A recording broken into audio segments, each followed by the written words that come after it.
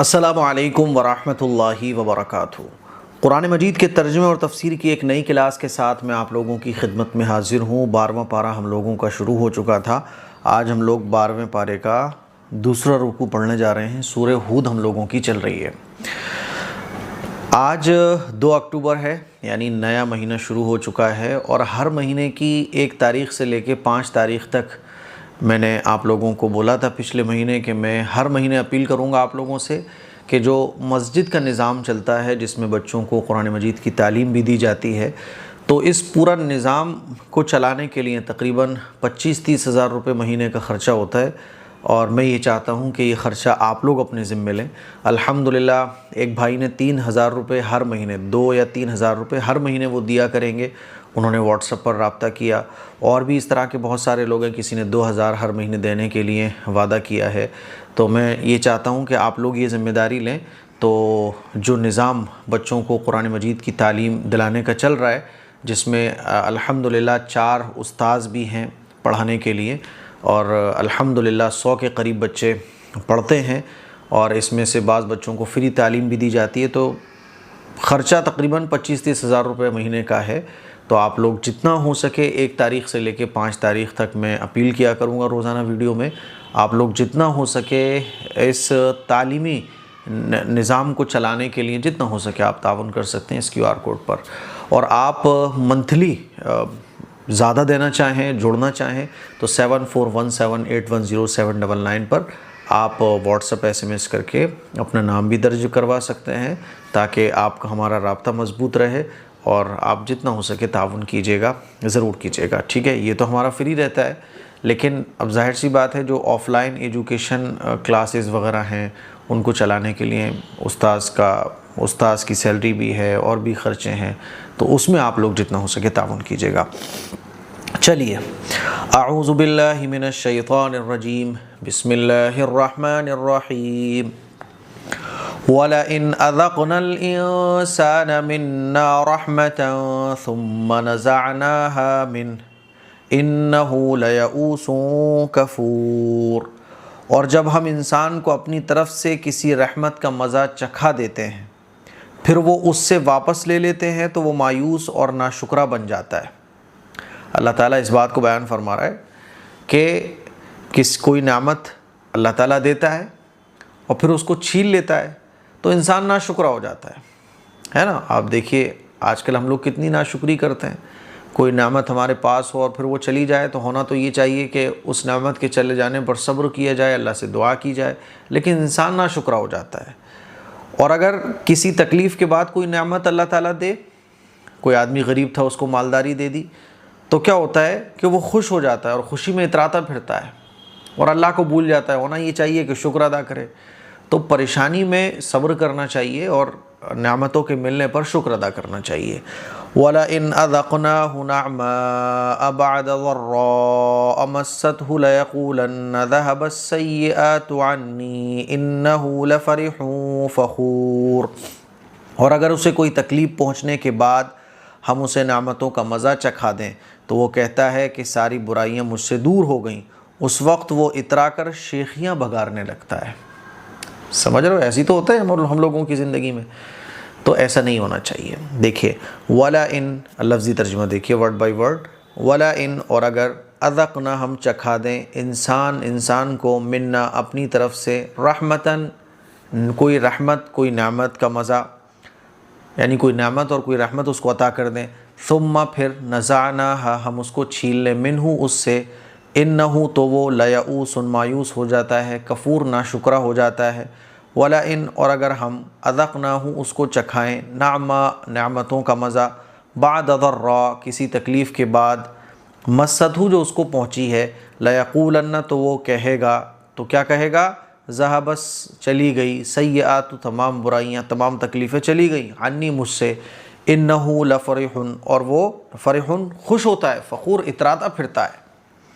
دیکھیں إِلَّا الَّذِينَ صَبَرُوا وَعَمِلُوا الصَّالِحَاتِ لَهُمْ أُولَئِكَ لَهُمْ مَغْفِرَةٌ وَأَجْرٌ كَبِيرٌ۔ اللہ تعالیٰ بیان فرما رہا ہے مگر وہ لوگ جنہوں نے صبر کی اور نیک اعمال کیے، یعنی نعمتیں ملی تو شکر ادا کیا، اور اگر پریشانیاں ملی، کسی نعمت کے بعد کوئی تکلیف آ گئی تو انہوں نے صبر کیا اور نیک اعمال جو لوگ کرتے رہے، تو یہی وہ لوگ ہیں کہ ان کے لیے مغفرت ہے اور بڑا اجر ہے۔ الا الذین، مگر وہ لوگ، صبروا، جنہوں نے صبر کیا، وعملوا، اور عمل کیا، صالحات، نیک، اولئک، یہی وہ لوگ ہیں، لہم، ان کے لیے، مغفرت ہے، واجر، اور اجر ہے، کبیر، بڑا اجر ہے۔ دیکھیے، فَلَعَلَّكَ تَارِكٌ بَعْضَ مَا يُوحَىٰ إِلَيْكَ وَضَائِقٌ بِهِ صَدْرُكَ أَن يَقُولُوا لَوْلَا أُنزِلَ عَلَيْهِ كَنزٌ أَوْ جَاءَ مَعَهُ مَلَكٌ إِنَّمَا أَنتَ نَذِيرٌ وَاللَّهُ عَلَىٰ كُلِّ شَيْءٍ وَكِيلٌ۔ پھر اے پیغمبر، جو وحی آپ پر نازل کی جا رہی ہے، کیا یہ ممکن ہے کہ آپ اس کا کوئی حصہ چھوڑ بیٹھو اور اس سے تمہارا دل تنگ ہو جائے؟ کیونکہ یہ لوگ کہتے ہیں کہ ان محمد صلی اللہ علیہ وسلم پر کوئی خزانہ کیوں نہیں نازل ہوا، یا کوئی فرشتہ ان کے ساتھ کیوں نہیں آیا؟ تم تو ایک آگاہ کرنے والے ہو، اور اللہ ہے جو ہر چیز کا مکمل اختیار رکھتا ہے۔ ان آیتوں کے بارے میں سمجھو آپ کہ مشرکین مکہ جو تھے نا، وہ حضور علیہ الصلاۃ والسلام سے یہ کہا کرتے تھے کہ آپ یہ بات کہنا بند کر دو، آپ ایسا بولنا بند کر دو، آپ جو ہے نا ہم سے ایگریمنٹ کر لو، ایسا کرو، آپ ٹھیک ہے آپ اپنی بات بولو لیکن ایسا کر لو، ایگریمنٹ کر لیتے ہیں ہم لوگ کہ کچھ دن تم ہماری باتوں کو فالو کرو گے، کچھ دن ہم تمہاری باتوں کو فالو کریں گے، 50-50 کر لیتے ہیں، آپ کے اوپر جو وحی آ رہی ہے تو آپ یہ مت بیان کرو، ایسے یہ لوگ بولتے تھے، اور اس کے لیے پیشکش بھی کرتے تھے، اور کبھی کبھی اعتراض کرتے تھے کہ اگر آپ پیغمبر ہو تو آپ کے اوپر خزانہ کیوں نہیں نازل ہوتا، کوئی فرشتہ کیوں نہیں آ کے بتا دیتا؟ تو یہ بلا وجہ کے اعتراض تھے، جس سے اللہ کے نبی صلی اللہ علیہ وسلم کو جو ہے نا تکلیف پہنچتی تھی، کیونکہ حضور علیہ الصلاۃ والسلام یہ چاہتے تھے کہ یہ لوگ ایمان لے کر آ جائیں، جہنم سے بچ جائیں، آخرت کی کامیابی مل جائے، صحیح راستے کو یہ لوگ چن لیں، جو اصل ہمیں بنانے والا ہمارا کریٹر ہے اس کو یہ لوگ پہچان لیں۔ تو اللہ تعالیٰ نے حضور کو تسلی دی اور یہ بیان فرمایا اللہ تعالیٰ نے کہ یہ جو مطالبہ کرتے ہیں نا کہ یہ باتیں بیان کرنا بند کر دو، تو ایسا تو نہیں ہو سکتا، کیونکہ جو وحی آپ کے اوپر آ رہی ہے وہ وحی آپ کو بتانا ہے، وہ وحی آپ کو ان کے سامنے تلاوت کرنی ہے، وہ ان کے سامنے پیش کرنا ہے۔ یہ جو اعتراض کرتے ہیں کہ آپ کے اوپر خزانہ کیوں نہیں آ رہا ہے، کوئی فرشتہ کیوں نہیں آ رہا ہے، تو آپ کا کام ہے جو اللہ کا پیغام آپ کو دیا جا رہا ہے وہ پیغام ان کے سامنے رکھنا۔ اللہ ہی کو مکمل اختیار ہے، اللہ جب چاہے جو چاہے وہ کرے، آپ تو صرف ان کو وہ پیغام اللہ کا بتانے والے ہیں، اسی لیے آپ اپنا دل چھوٹا مت کیجئے۔ دیکھیں،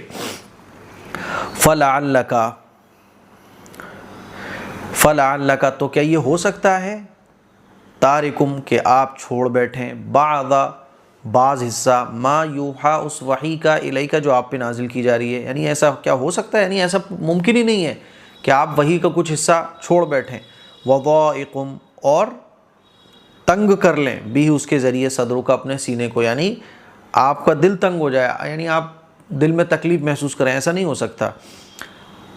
ان یقولو، ہے نا، کس بات سے؟ کیونکہ یہ لوگ کہتے ہیں، ان یقولو، کیونکہ یہ لوگ کہتے ہیں، لولا، کیوں نہیں، انزل، نازل کیا جاتا، علیہ، آپ پر، کنزن، کوئی خزانہ، او جاء، یا نہیں آتا، معہ، آپ کے ساتھ، ملک، کوئی فرشتہ۔ تو یہ جو اعتراض کرتے ہیں اس سے آپ اپنا دل چھوٹا مت کیجئے۔ انما، بے شک، انتا، آپ تو، نذیر، ڈرانے والے، یعنی آپ کا کام ہے جو اللہ کا پیغام آپ کے پاس آ رہا ہے وہ پیغام ان لوگوں کے سامنے رکھ دینا، آپ کا کام ہے، آپ ڈرانے والے ہیں، آپ خوشخبری سنانے والے ہیں۔ یہ لوگ ایمان لائیں نہ لائیں، آپ کو اس کی پرواہ نہیں کرنا، یہ لوگ کتنی ہی پلاننگ آپ کے خلاف کریں، آپ کو ڈرنا نہیں ہے، آپ کو اپنا دل چھوٹا نہیں کرنا، ایسا بھی نہیں ہے کہ آپ ان کی فکر میں اپنے آپ کو ہلاکت میں ڈال لیں، ہے نا، کیونکہ حضور علیہ الصلاۃ والسلام تمام باپوں سے زیادہ محبت کرنے والے ہیں۔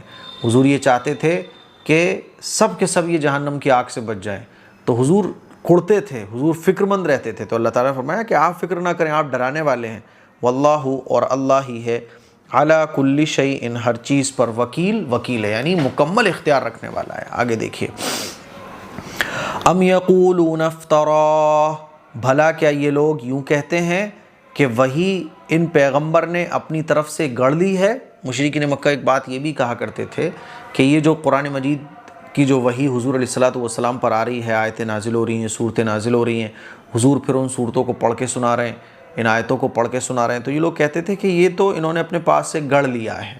تو اللہ تعالیٰ نے چیلنج دیا، قُلْ فَأْتُوا بِعَشْرِ سُوَرٍ مِثْلِهِ مُفْتَرَيَاتٍ وَادْعُوا مَنِ اسْتَطَعْتُم مِّن دُونِ اللَّهِ إِن كُنتُم صَادِقِينَ۔ اے پیغمبر ان سے کہہ دیجئے کہ پھر تو تم بھی اس جیسی گڑھی ہوئی 10 صورتیں بنا لاؤ، اور اس کام میں مدد کے لیے اللہ کے سوا جس کو بلا سکتے ہو بلا لو اگر تم سچے ہو۔ کیونکہ عرب کے جو لوگ ہیں نا وہ اپنے آپ کو عربی داں سمجھتے تھے، کہتے تھے ہم تو عربی ہیں، باقی سب لوگ اجمی ہیں۔ اجمی کس کو کہتے ہیں؟ گونگے کو کہا جاتا ہے، یعنی باقی سب لوگ گونگے، ہم ہی ہیں بولنے والے، ہم ہی ہیں، ہم سے زیادہ بہترین تو کوئی ہے ہی نہیں ہے۔ اور یہ سمجھتے تھے کہ یعنی عربی کی فصاحت اور بلاغت، جیسے ہر لینگویج کی کچھ نزاکتیں ہوتی ہیں، ہر لینگویج کی ایک اس کے جاننے والے ہوتے ہیں، تو یہ لوگ کہتے تھے عربی ہم سے بہترین کون جان سکتا ہے؟ تو اللہ تعالیٰ نے فرمایا کہ اچھا تمہیں اگر یہ لگتا ہے کہ محمد صلی اللہ علیہ وسلم نے یہ قرآن اپنے پاس سے گڑھ لیا ہے، حالانکہ حضور علیہ الصلوۃ والسلام تو امی تھے، یعنی لکھنا پڑھنا نہیں جانتے تھے، اور حضور علیہ الصلوۃ والسلام کی شان میں یہ ایک معجزہ تھا کہ حضور کو دیکھو لکھنا پڑھنا نہیں آتا تھا، کیونکہ اللہ نے حضور علیہ الصلوۃ والسلام کا اس دنیا کے اندر کوئی استاذ نہیں بنایا ہے نا۔ حضور کو اللہ تعالیٰ نے خود علم حضرت جبرائیل علیہ السلام کے ذریعے سکھایا، تو اللہ کے نبی سے زیادہ علم والا کوئی نہیں تھا۔ لیکن دنیا کے اندر چونکہ یہ مشرکین مکہ طرح طرح کے اعتراض کرتے تھے، تو یہ اعتراض ہی ان کا بیکار تھا، کیونکہ حضور نے تو کسی سے لکھنا پڑھنا نہیں سیکھا۔ لیکن پھر بھی تم اگر یہ کہہ رہے ہو کہ انہوں نے یہ گڑھ لیا ہے، تو تم اس جیسی 10 صورتیں بنا کے لے آؤ۔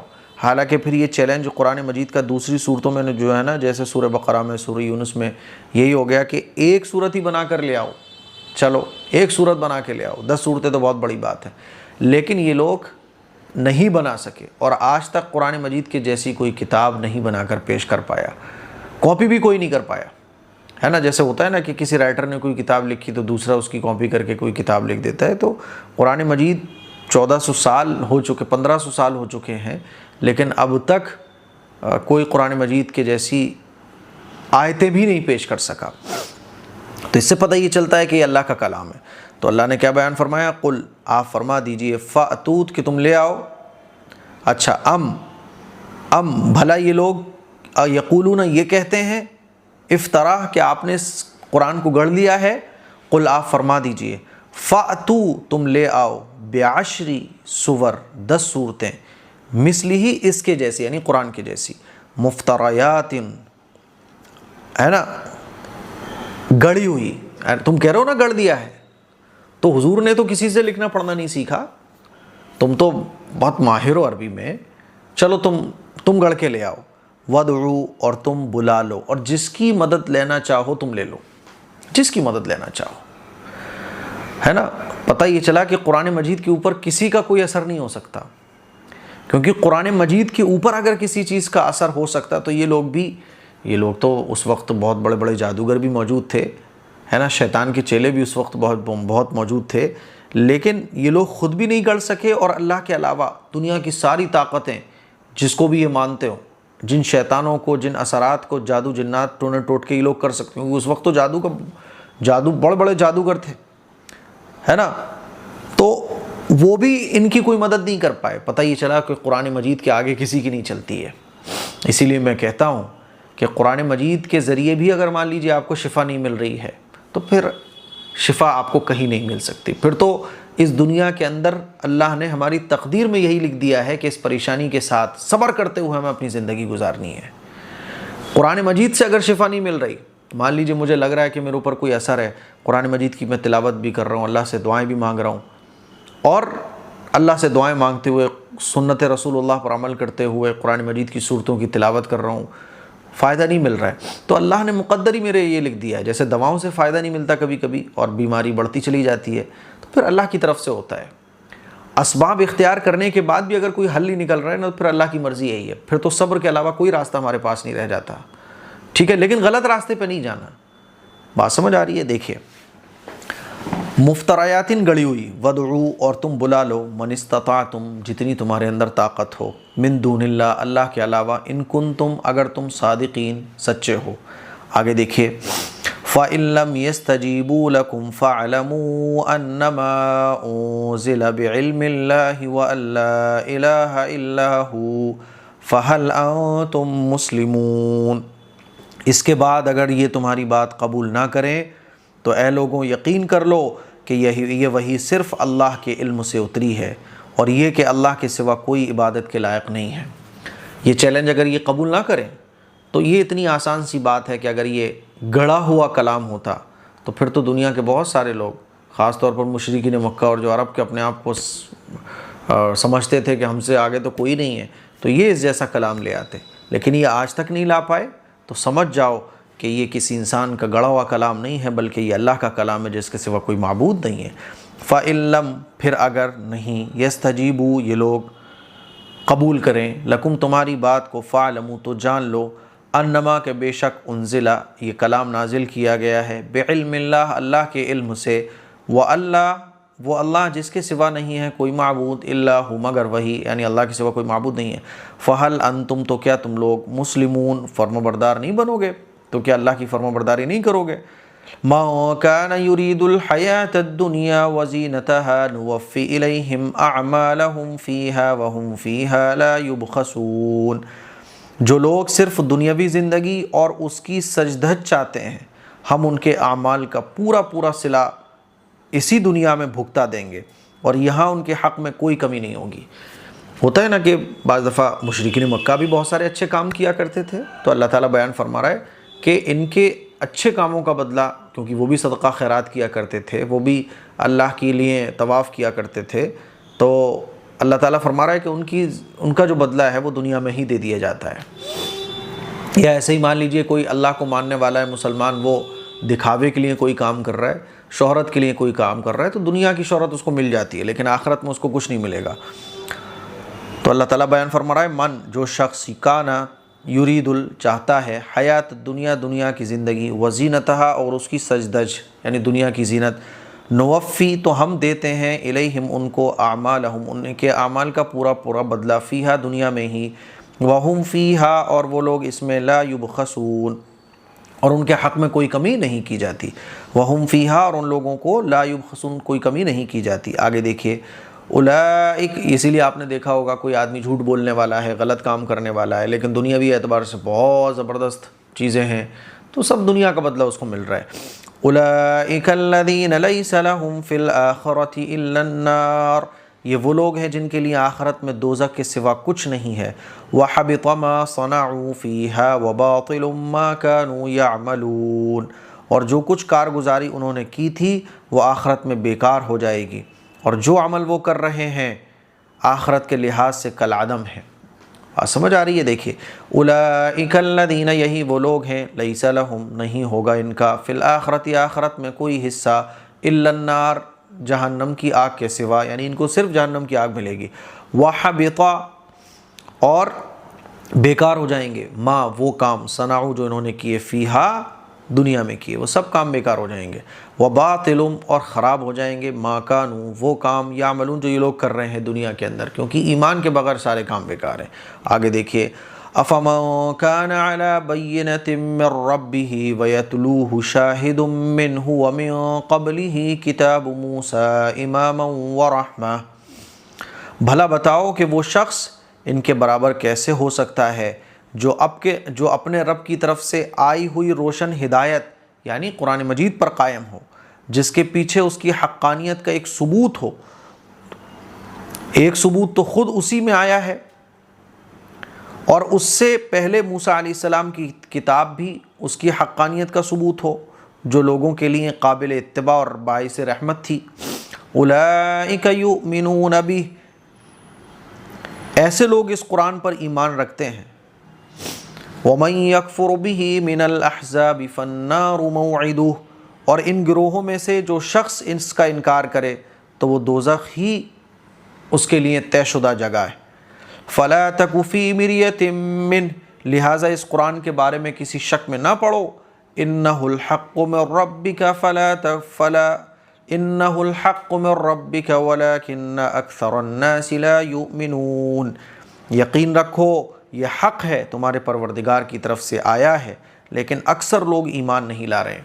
ان آیتوں میں اللہ تعالیٰ نے اس بات کو بیان کیا کہ دیکھو جو قرآن مجید کو فالو کرتا ہے تو وہ دو وجہ سے حق پر ہے. ایک تو اس وجہ سے کیونکہ قرآن ہی حق ہے، اور یہ بات ثابت ہو چکی ہے کہ قرآن گڑا ہوا کسی انسان کا کلام نہیں ہے، کیونکہ اللہ نے اس کو چیلنج کیا کہ تم 10 صورتیں لا کے دکھا دو. ارے ایک صورت ہی لا کے دکھا دو، چند آیتیں ہی اس کے جیسی بنا کر لے آؤ. تو دنیا میں کوئی اس چیلنج کو قبول نہ کر پایا. سارے شیطانوں کو، جناتوں کو، جتنی بھی باطل طاقتیں، سب کو ملا کر ایسا کر لو تو بھی نہیں کر پائے.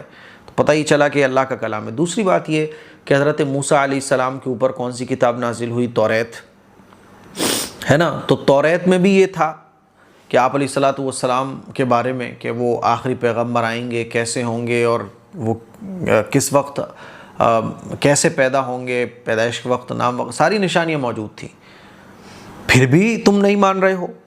تو جو ماننے والے ہوتے ہیں وہ اس قرآن مجید پر ایمان لے آتے ہیں، جو توریت کو ماننے والے ہوتے ہیں.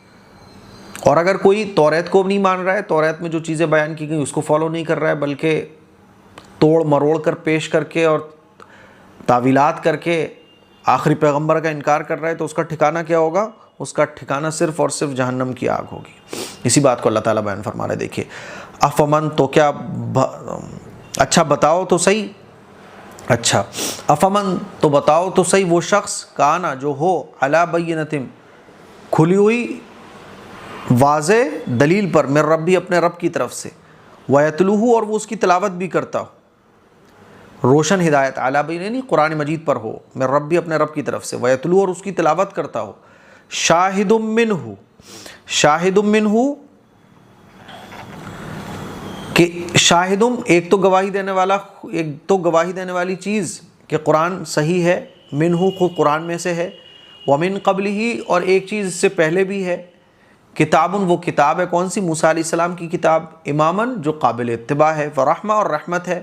اولئک، یہی وہ لوگ ہیں، یعنی جو توریت کو مانتے ہیں، جو توریت کو فالو کرتے ہیں، یہی وہ لوگ ہیں جو قرآن مجید پر ایمان رکھتے ہیں. دو وجہ سے، کیونکہ ایک تو قرآن مجید کسی کی گڑی ہوئی کتاب نہیں ہے. ومن یکفر، اور جو شخص بھی اس کا انکار کرتا ہے، من الاحزاب، گروہوں میں سے، کیونکہ یہودی بھی ہیں، عیسائی بھی ہیں، مشرکین مکہ بھی ہیں، فالنار، تو جہنم کی آگ، موعدہ، اس کا ٹھکانہ ہے، اس کے لیے طے شدہ ہے. فلا تکو، تو تم شک نہ کرو، فلا تکو، تو تم شک نہ کرو، تو تم نہ ہو، فی مریۃ، شک میں پڑنے والے، منہ، اس کے بارے میں. انہ الحق، بے شک یہ قرآن مجید حق ہے، من ربک، آپ کے پروردگار کی طرف سے. ولیکن، لیکن، اکثر الناس، اکثر لوگ، لا یؤمنون، ایمان نہیں رکھتے ہیں. آگے دیکھیے، آگے اللہ تعالیٰ بیان فرما رہا ہے آگے کی آیتوں میں کہ اس شخص سے بڑا ظالم کون ہوگا جو اللہ پر جھوٹ باندھتا ہے کہ اللہ نے فرشتوں کو بیٹیاں بنایا ہوا ہے، اور صاحب اللہ کے علاوہ اور بھی کوئی معبود ہے. تو یہ کتنا بڑا جھوٹ کی بات ہے. ومن اظلم ممن افترى علی اللہ کذبا، اور اس شخص سے بڑا ظالم کون ہے جو اللہ پر جھوٹ باندھے. اولئک یعرضون علی ربهم ویقول الاشہاد ہؤلاء الذین کذبوا علی ربهم الا لعنۃ اللہ علی الظالمین. ایسے لوگوں کی ان کے رب کے پاس پیشی ہوگی اور گواہی دینے والے کہیں گے، یہ ہیں وہ لوگ جنہوں نے اپنے پروردگار پر جھوٹی باتیں لگائی تھیں. سب لوگ سن لیں کہ اللہ کی لعنت ہے ان ظالموں پر. آخرت کے میدان میں یہی سب کچھ ہونے والا ہے. دیکھو، ومن اظلم، اور کون ہے اس سے بڑا ظالم، ممن افترا، جو افترا جھوٹ باندھے، علی اللہ، اللہ پر، کذباً جھوٹ. اولئک، یہی وہ لوگ ہیں، یعرضون، جو پیش کیے جائیں گے، علی ربہم، اپنے رب کے سامنے، ویقول، اور گواہی دیں گے، اشہادو، گواہی دینے والے، ہؤلاء، کہ یہی وہ لوگ ہیں، کذبوا، جنہوں نے جھوٹ باندھا تھا، علی ربہم، اپنے پروردگار کے سامنے، اپنے پروردگار پر. اب یہ گواہی دینے والے کون ہوں؟ کہ پیغمبر ہوں گے، ہے نا. اور پیغمبر کہیں گے کہ جو باتیں انہوں نے کہیں، نہ تو ہم نے اس کا حکم دیا، نہ توریت میں یہ بات کوئی تھی. اور ایمان والے بھی گواہی دیں گے. الا، سن لو کان کھول کر، لعنت اللہ، اللہ کی لعنت ہے، علی الظالمین، ظالموں پر. آگے دیکھیں، الذین یصدون عن سبیل اللہ ویبغونہا عوجا، جو اللہ کے راستے سے دوسروں کو روکتے تھے اور اس میں کجی تلاش کرتے تھے. یہ کون لوگ ہیں جو اللہ کے راستے سے روکتے تھے؟ ارے ایمان مت لاؤ، قرآن مجید مت پڑھو، پیغمبر کی بات کو مت مانو، اور اس میں کجی تلاش کرتے تھے، یعنی کمیاں نکالتے تھے. حضور علیہ الصلوۃ والسلام پر اعتراض کرتے تھے، قرآن مجید پر اعتراض کرتے تھے۔ الذین، یہ وہ لوگ ہیں، یصدون جو روکتے ہیں، عن سبیل اللہ، اللہ کے راستے سے، ویبغونہا اور اس میں تلاش کرتے ہیں، عوجا کجی، وہم بالآخرۃ ہم کافرون، یہی وہ لوگ ہیں جو آخرت کے تو بالکل منکر ہی تھے، وہم یہی وہ لوگ ہیں بالآخرتی جو آخرت کا، ہم کافرون انکار کرنے والے ہیں۔ آگے دیکھیے، اولئک لم یکونوا معجزین فی الارض وما کان لهم من دون اللہ من اولیاء، ایسے لوگ روئے زمین پر کہیں بھی اللہ سے بچ کر نہیں نکل سکتے۔ جو لوگ اللہ کے راستے سے روکتے ہیں اور قرآن مجید میں کجی تلاش کرتے ہیں، ایسے لوگ اللہ سے نہیں بچ سکتے، اور اللہ کے سوا ان کا کوئی مددگار نہیں ہو سکتا، یعنی اللہ کے علاوہ ان کی کوئی مدد ہی نہیں کر سکتا۔ یضاعف لهم العذاب، ان کو دگنا عذاب دیا جائے گا۔ ما كانوا يستطيعون السمع وما كانوا يبصرون، یہ نہ حق بات سن سکتے تھے اور نہ ان کو حق سجھائی دیتا تھا، یعنی انہوں نے یہ سوچ رکھا تھا کہ ہمیں حق بات سمجھنی نہیں ہے، ہمیں حق بات دیکھنی نہیں ہے، تو یہ جان بوجھ کر اندھے اور بہرے بنے ہوئے تھے۔ تو اللہ تعالیٰ بیان فرما رہا ہے، اولئک، یہی وہ لوگ ہیں، لم یکونوا، جو نہیں ہیں، معجزین، بچنے والے، فی الارض، زمین میں، وما کان لہم، اور نہیں ہوگا ان کا، من دون اللہ، اللہ کے علاوہ، من اولیاء، کوئی مددگار، یعنی اللہ ہی تو ان کا مددگار تھا، اللہ ہی سب کی مدد کرنے والا ہے، لیکن انہوں نے اللہ ہی کی نافرمانیاں کی ہیں۔ یضاعف، تو ڈبل کر دیا جائے گا، لہم، ان کے لیے، عذاب، ما کانوا، یہ لوگ نہیں تھے، یستطیعون السمع، یعنی یہ لوگ ایسے تھے کہ جو نفرت کی وجہ سے، یستطیعون السمع، طاقت نہیں رکھتے تھے سمع سننے کی، وما کانوا یبصرون، وما کانوا، یہ لوگ نہیں تھے، یبصرون، دیکھنے والے، یعنی یہ لوگ نفرت کی وجہ سے نہ تو حق بات سنتے تھے، نہ حق بات دیکھتے تھے، دیکھ کر بھی یہ اندیکھا کرتے تھے، سن کر بھی انسنا کر دیا کرتے تھے۔ اولئک الذین خسروا انفسهم وضل عنہم ما كانوا یفترون، اور یہ وہ لوگ ہیں جنہوں نے اپنی جانوں کے لیے گھاٹے کا سودا کر لیا تھا، اور جو معبود انہوں نے گڑھ رکھے تھے انہیں ان کا کوئی سراغ نہیں ملے گا، یعنی جن معبودوں کو انہوں نے گڑھ رکھا تھا اور خدا کے مقابلے میں یہ لوگ جن کو خدا کہتے تھے، پیغمبر کی بات کو جھٹلاتے تھے اور کہتے تھے یہ ہماری سفارش کریں گے، جہنم سے بچا لیں گے، آخرت کے میدان میں یہ تمام چیزیں ان سے غائب ہوں گی، اور جن کو یہ مددگار سمجھتے تھے وہ ان کے سامنے ہی نہیں ہوں گے، وہ خود ان کا پتہ نہیں ہوگا۔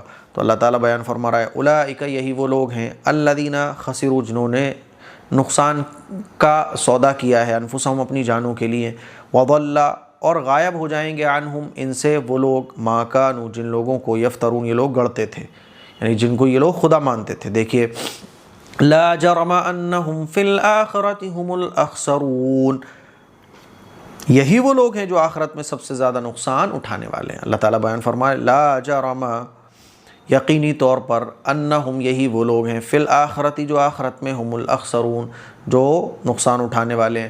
جیسے ایک باپ اپنی اولاد کو سمجھاتا ہے، بیٹا سمجھ جاؤ، دھیان رکھو میری بات کو، پچھتاؤ گے، پڑھ لکھ لو، لیکن اولاد کی سمجھ میں نہیں آ رہی ہوتی، باپ بار بار سمجھاتا ہے، ایک ہی چیز کو بار بار ریپیٹ کرتا ہے۔ تو اللہ تو باپوں کو بنانے والا، ماؤں کو بنانے والا، کہ اللہ اپنے بندے سے کتنی محبت کرتا ہوگا، تو اللہ تعالیٰ اسی بات کو بیان فرما رہا ہے، لا جرم، یقینی طور پر سن لو، یہی وہ لوگ ہیں جو نقصان اٹھانے والے ہیں آخرت میں۔ ان الذین آمنوا وعملوا الصالحات واخبتوا الی ربهم اولئک اصحاب الجنۃ هم فیہا خالدون، دوسری طرف وہ لوگ ہیں جو ایمان لائے ہیں اور انہوں نے نیک عمل کیے ہیں اور وہ اپنے پروردگار کے آگے جھک کر مطمئن ہو گئے ہیں، تو وہ جنت کے بسنے والے ہیں اور وہ اس میں ہمیشہ ہمیشہ رہیں گے۔ تو یہ دنیا تو ختم ہو جائے گی، مرنے کے بعد کی دنیا، زندگی ختم ہونے والی نہیں ہے۔